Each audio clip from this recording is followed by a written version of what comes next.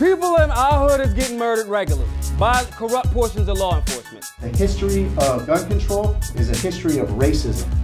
I'm not in the business of trying to convince somebody that my life matters. My black gun will make you very well aware that my life matters. This right here is why you're getting your head blown off.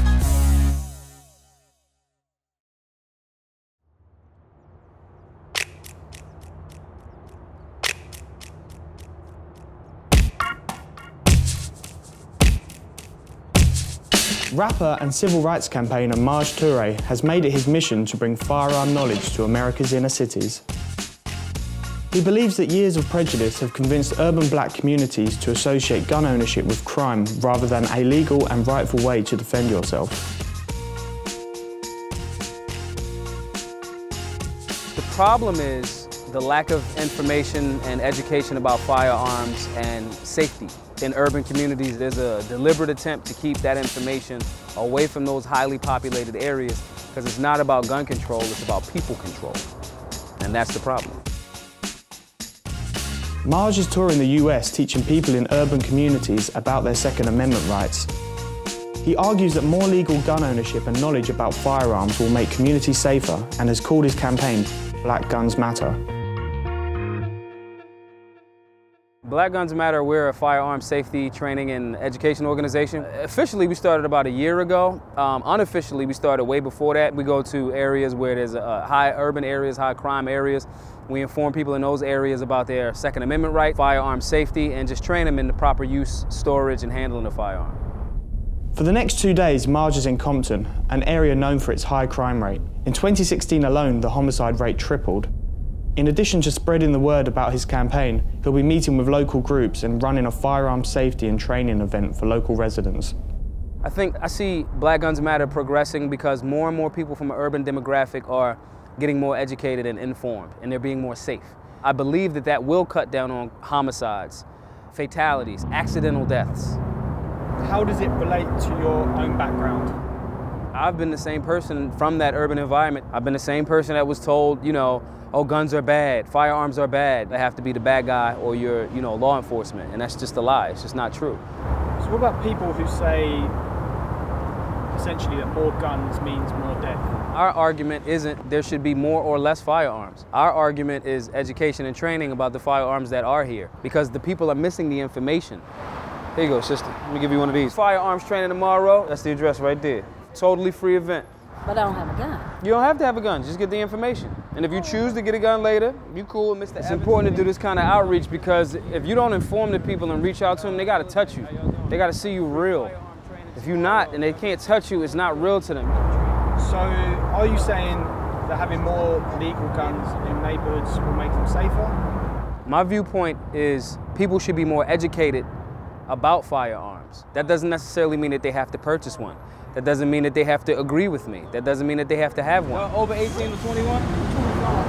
What was your first experience of guns? So I was about 15, and it was just the gun in the house. But I mean, I remember putting that gun on my hip, walking around thinking I was, you know, Clint Eastwood. I'm the Terminator. Fortunately, nobody got hurt, but I remember that feeling. There was a good feeling, a certain level of confidence, knowing that you had a certain tool, but what I didn't have that I have now was respect for that tool. So I remember that foolishness very vividly. Black empowerment and freedom to carry. Black people can carry guns too, just like all races too. As long as you got your permit, you're a card-carrying member, got you, man. That's I'll right. keep the flyer, No I'll doubt. be there. If you're free tomorrow, respect I'll y'all. see you then. Absolutely. All right then, All right, Huey. No doubt. All right.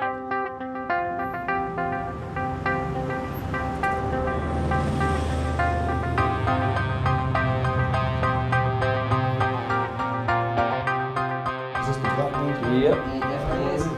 Maj has been invited by the University of Southern California to talk to students and the public about his beliefs.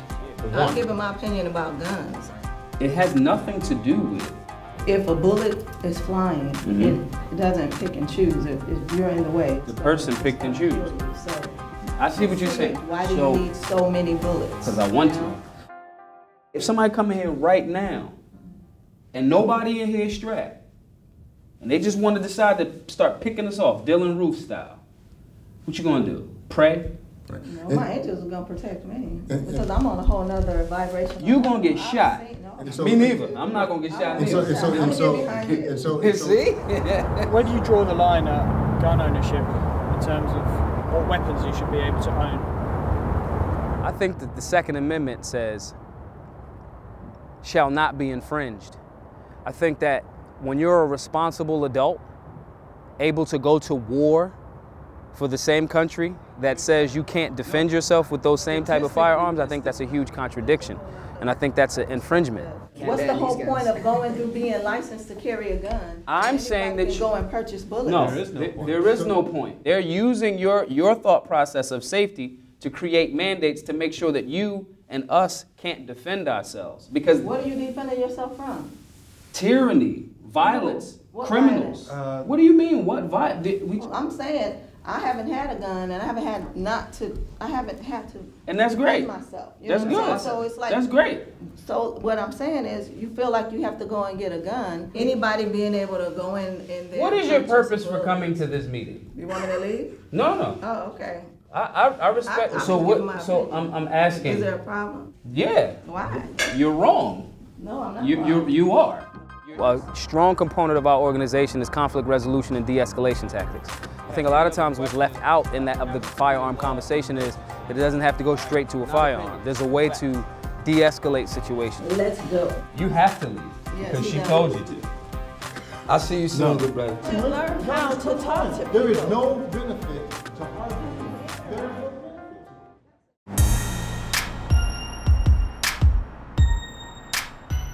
So who are you meeting here today? Oh, today we're meeting Mr. Evans. He runs the Evans Security and Training organization. He's been here since, I think, 1986.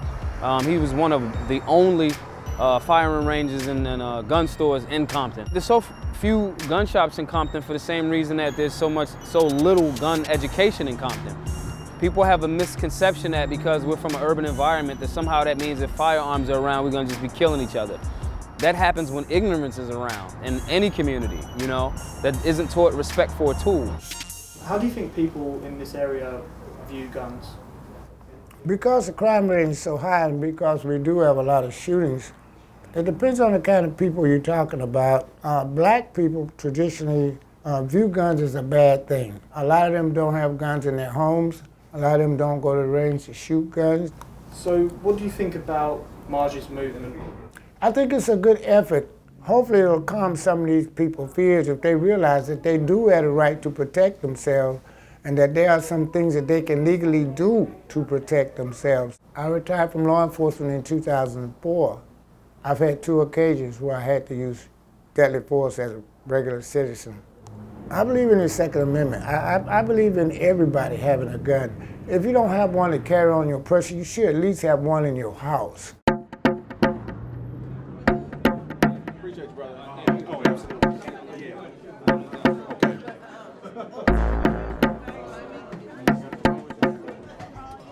Are you endorsed by the NRA? Everyone asks me that. Everyone asks, am I endorsed by the NRA? No, adamantly no. They respect what we are doing as an organization because they're not traditionally in an urban demographic. So I have not received one single penny from the NRA. First and foremost, again, I want to thank everybody for coming out. In the case, because there's laws being created over time, designed specifically to de-arm you, how long we've been ignoring that, especially in the hood. Because for a very long time it's been, oh, that ain't for us. Them NRA people is white crazy people. The stereotype that the NRA and the gun rights movement is just a bunch of old white guys, you know, old racist rednecks who don't want you, you know, around, don't want you part of the culture. You have been lied to. Nothing could be further from the truth. Not only do we, as NRA members, want you all, we're begging you to come in, because without communities like this, because the reality is most of the anti-gun politicians come from communities like this, come from urban areas, right? The history of gun control is a history of racism. I'm happy to answer questions, but don't say anything that might incriminate yourself like today. I got a machine gun, you know. Let's just deal with the gorilla in the room. People in our hood is getting murdered regularly by corrupt portions of law enforcement. That's just what it is. Part of the reason why that's happening is because they don't, I'm not doing this. This right here is why you getting your head blown off. Do you understand? I don't submit to that philosophy. Tyranny's tyranny. Just like the Second Amendment don't have a color, tyranny don't have a color or a job description. You understand? When that happens, then you'll start to seeing some of the changes that we be marching about. If you didn't prepare, you are an unorganized truth fighting an organized lie. Write that shit down. So you'll lose. I think people coming out here actually telling you like your actual rights and being able to actually possess a gun legally instead of illegally, you know, I think those are the right steps that this community needs. When they elected Donald Trump to the White House, I figure we gonna have 4 years of hell. I'm a 69-year-old woman. I lived through sitting on the back of the bus. I'm not doing that no more. I done lived through that. I'm not getting the back of no goddamn bus. We're under attack in a political sense. We're under attack by both of the political parties, but in particular, Trump's rhetoric has been encouraging violence. And so I think it's just that much more important for us to be informed about guns. Maybe some of us buy them, but at least we know how to use them so that we can defend ourselves against people who are literally murdering us. So how do you personally feel about firearms? I, have operated a firearm. I wouldn't say I'm an expert at it, but anybody can learn how to use a 9mm. Anybody can learn how to clean a gun.